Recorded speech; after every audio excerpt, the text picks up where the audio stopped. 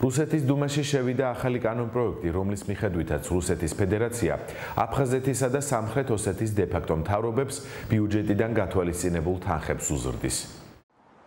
რუსეთის ფედერაცია აფხაზეთისა და ცხინვალის დე-ფაქტო მთავრობებს ბიუჯეტიდან გათვალისწინებულ ფინანსურ დახმარებას უზრდის. შესაბამისი პროექტი სახელმწიფო დუმაში უკვე შევიდა. ამ პროექტის მიხედვით მომავალ წელს სამხრეთ ოსეთს დაფინანსება 1/13-ჯერ გაეზრდება, განსხვავებით ოკუპირებული სოხუმისგან, რომელსაც კრემლი 2016 წელს დაფინანსებას გაუორმაგებს. თუმცა სოხუმში ფიქრობენ, რომ ეს გასულ წელს გამოუგზავნელი თანხების კომპენსაციაა. ოკუპირებული ტერიტორიების დაფინანსების ზრდის პირობა მოსკოვში ჯერ კიდევ წელიწადნახევრის წინ დადეს, ჯერ დე-ფაქტო აფხაზეთთან, ხოლო მერე დე-ფაქტო ცხინვალთან, ეგრეთ წოდებული მოკავშირეობისა და სტრატეგიული პარტნიორობის შესახებ ხელშეკრულებების გაფორმების შემდეგ. თუმცა ეს თანხები არასრულად გადაერიცხა ოკუპირებულ ტერიტორიებს. შედეგად ხაჯიმბას რეჟიმს პენსიებისა და ხელფასების გაცემის პრობლემა შეექმნა და ამ ფინანსური პრობლემის გამო საპროტესტო აქციებიც დაიწყო სოხუმში. აქციის მონაწილეები ეგრეთ წოდებული მთავრობის წევრების გადადგომას ითხოვდნენ. ხაჯიმბას რეჟიმის წარმომადგენლები კი მოსკოვს მაინც იმედით შეყურებენ. მარიონეტული რეჟიმის წარმომადგენლები თვლიან, რომ 2015 წელს მოსალოდნელი იყო პრობლემები დაფინანსებაში, რუსეთში არსებულ რთული ეკონომიკური სიტუაციიდან გამომდინარე. ჩვენ ერთად ვიმყოფებით რუბლის ზონაში და ჩვენთვის ყველაფერი გასაგებია. ველოდებით დაპირებულ თანხებს მოთმინებით და მეგობრულად, ამბობს აფხაზეთის ეგრეთ წოდებული ეკონომიკის მინისტრი ახრა არისთავა. ექსპერტების შეფასებით რუსეთმა მიზნობრივად გაუზარდა ოკუპირებულ ტერიტორიებს ბიუჯეტი მისი იმპერიალისტური სრახვების განსახორციელებლად და საოკუპაციო რეჟიმის გასაძლიერებლად.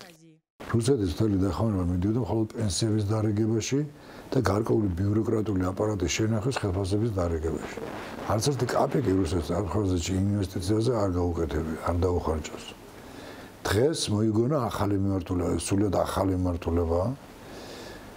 თავისი იმპერიული პოლიტიკის განსახორციელებლად რუსეთი გამალებით ამაგრებს როგორც ბერლინის კედელი, გამოცდილება აქვს ენგურზე ადმინისტრაციულ საზღვარს. აქედან გამომდინარე ხარჯავს ძალიან დიდ ფულს ამ საზღვრის მოწყობაში, ძალიან დიდ ფულს კაზარმების აშენებაში, ასე ვთქვათ, მათი ინფრასტრუქტურის მოწყობაში და სამხედრო, ვთქვათ, გადანაყოფების მომზადებაში აფხაზეთში. რა თქმა უნდა, ეს ყველაფერი რუსული სამხედრო გადანაყოფები იყო აფხაზური სახელით. ეს ხარჯები რუსეთმა გადაწყვიტა აფხაზებს დააწეროს. ანუ რა გააკეთა ერთი მხრივ გაუზარდა დახმარება, მეორე მხრივ მიზნობრივად გაუზარდა და მიზნობრივი ხარჯებიც გაუზარდა, გაუწერა.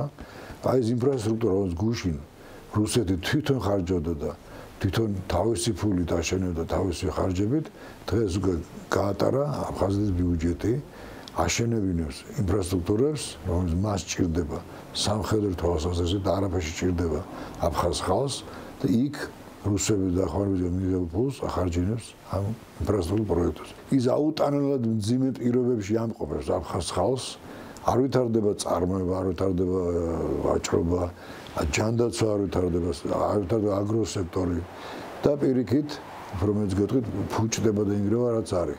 თუ მაგალითად კოხორის მეურნეობაში მოყავდათ 30,000 ტონა ციტრუსი, დღე ნადგურდება ის პლანტაციები, რომელიც კოხორაში იყო მოულელობის გამო. არ ხარჯავენ ფულს, მათ ინვესტიციას არ აკეთებენ სოფლის მეურნეობაში, როგორც საქართველოში მიღებულია. ბუნებრივია ნადგურდება ჩაის პლანტაციები, განადგურდა გალის ჩაის პლანტაციების 90%, განადგურდა ციტრუსების პლანტაციების 80%. თუმცა წინა წლებთან შედარებით 2016 წლის ოკუპირებული ტერიტორიებისთვის გაწერილი დაფინანსება მაინც არ არის რეკორდული, რადგან დამოუკიდებლობის აღიარების პირველ წლებში კრემლი დე-ფაქტო მთავრობებს 10 მილიარდ რუბლს ურიცხავდა, რომელიც ხშირ შემთხვევაში კორუფციის წყარო იყო და დე-ფაქტო პოლიტიკურ ელიტაში იკარგებოდა. რუსეთს სურს შეინარჩუნოს ის პარამეტრები, რა პარამეტრებითაც ის ინარჩუნებს საოკუპაციო რეჟიმს აფხაზეთისა და სამხრეთ ოსეთის ტერიტორიაზე. ვითარება ესეთია, რომ ადრე 3-4 წლის უკან საკმაოდ დიდი ფული მიდიოდა და იკარგებოდა ეს ფული. რუსეთმა, როგორც ჩანს, გამონახა რაღაც ფორმულა, რომ მინიმუმზე დაიყვანა აუცილებელი თანხები, რითაც შეიძლება იარსებოს საოკუპაციო რეჟიმებმა, მაგრამ მეტის მიცემის შემთხვევაში უკვე მიდის ვიღაცების ჯიბეში. ანუ ამ ერთი მხრივ გარკვეულწილად საშინელ და კატასტროფული მასშტაბის კორუფციასაც ებრძვის. ამასთან რუსეთმა მის მიერ ოკუპირებული ტერიტორიები ოფშორების შავ სიაში შეიტანა. რუსეთის ფედერალურმა საგადასახადო სამსახურმა გამოაქვეყნა იმ ქვეყნების შავი სია, რომლებთანაც რუსეთს საგადასახადო მონაცემთა გაცვლა არ აქვს, ან ასეთი გაცვლა წარმატებული არ არის. შავ სიაში მოხვდნენ რუსეთის მიერ ოკუპირებული ტერიტორიები, აფხაზეთი და სამხრეთ ოსეთი.